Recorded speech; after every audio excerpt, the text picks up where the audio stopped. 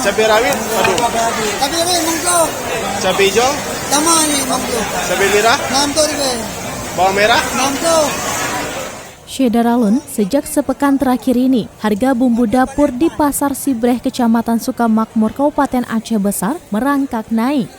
Salah seorang penjual cabai di Pasar Sibreh, Yani, kepada serambinews.com pada Rabu 8 Juni 2022 mengatakan harga cabai, bawang merah, dan tomat sejak sepekan lalu naik drastis.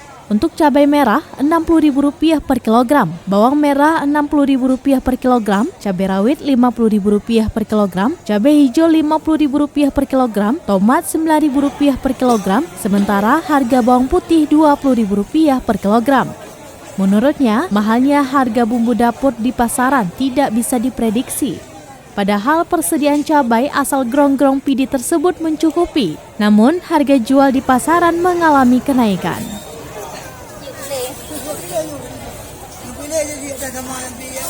Kasih 2 minggu ya. Cabai merah, cabai jangan kali gue ya kan minggu. 60, sama lagi cabai rawit. Stok kan? Stok barang nah. Barang lo. Barang banyak ni. Yo barang dari mana? Tadi Grong-Grong. May nama tu hanya kecil ni. Cabai rawit, aduh. Tapi mangklo. Cabai hijau, Tama ni mangklo. cabai merah, RM60. bawang merah. RM60. Dari Janto, Asnawi Lui, Serambilan TV.